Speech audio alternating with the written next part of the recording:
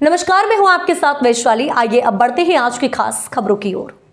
संवाद के इस एपिसोड में आज हम बात करेंगे सिवान लोकसभा निर्वाचन क्षेत्र की, जहां की जनता को इस बात का बेसब्री से इंतजार है कि पूर्व सांसद मोहम्मद शहाबुद्दीन की विरासत को संभालने के लिए कौन आगे आता है या किसको आगे किया जाता है। क्या आरजेडी फिर से सिवान से हिना शहाब को लोकसभा का उम्मीदवार बनाती है या फिर उनके बेटे उसामा शहाब को।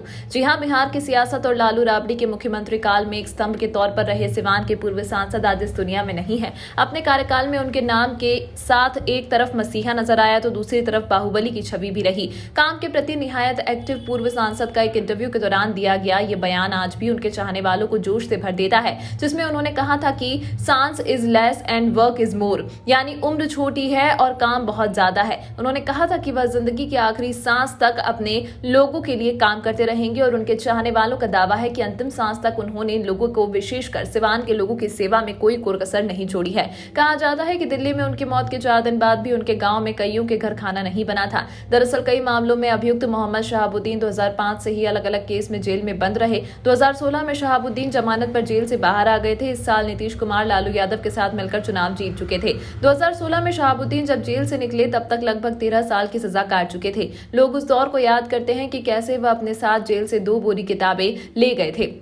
2016 में जेल से निकलने के बाद उन्होंने जनता दल यूनाइटेड के नेता नीतीश कुमार के लिए कहा कि वह परिस्थितियों के सीएम हैं। इस बयान के थोड़े दिनों बाद ही 15 फरवरी 2017 को सुप्रीम कोर्ट ने शहाबुद्दीन की जमानत रद्द कर दी।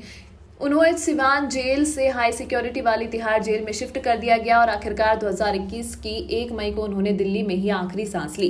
हर आदमी की जिंदगी के 2 पहलू हुआ करते हैं, दोस्त और दुश्मन की लिस्ट भी होती है, अच्छे और बुरे किरदार भी होते हैं। ये छवि और भी व्यापक हो जाती है जब आप राजनीति करते हैं। कुछ ऐसा ही मोहम्मद शहाबुद्दीन के साथ भी था। पक्ष और विपक्ष की अपनी अपनी राय के बीच ज्यादातर लोगों का मानना है कि शहाबुद्दीन ऐसे शख्स थे जिन्हें कोई भूल नहीं पाएगा। इन सबके बीच आज जब मोहम्मद शहाबुद्दीन को दुनिया से गए हुए 2 साल से ज्यादा हो गए हैं और देश के साथ सिवान लोकसभा चुनाव की दशक है, तो लोग इस सवाल का जवाब जानने को ज्यादा आतुर हैं कि उनकी विरासत की बागडोर कौन संभालेगा। उनके परिवार में शहाबुद्दीन की सियासी विरासत संभालने के लिए पत्नी हिना शहाब के अलावा बेटे ओसामा है। कहा जाता है कि शहाबुद्दीन के परिजनों को राजनीतिक प्लेटफॉर्म की तलाश में किसी के बुलावे का इंतजार करना थोड़ा अटपटा लगता है। चुनावी इतिहास कहता है कि 1957 में हुए पहले आम चुनाव में इस सीट पर कांग्रेस की महिला उम्मीदवार झूलन सिंह ने जीत हासिल की थी। फिर 1977 में आपातकाल के बाद भारतीय लोकदल ने यह सीट कांग्रेस ने छीन ली थी। 1996 से 2014 तक मोहम्मद शहाबुद्दीन ने यहां का प्रतिनिधित्व किया।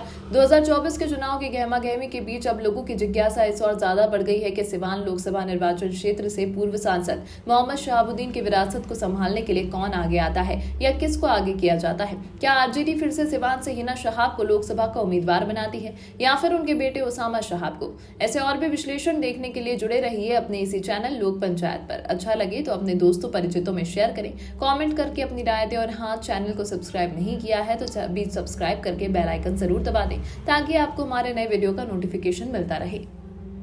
इस अंक में फिलहाल इतना ही। अगले अंक में आपसे फिर होगी मुलाकात। तब तक के लिए नमस्कार।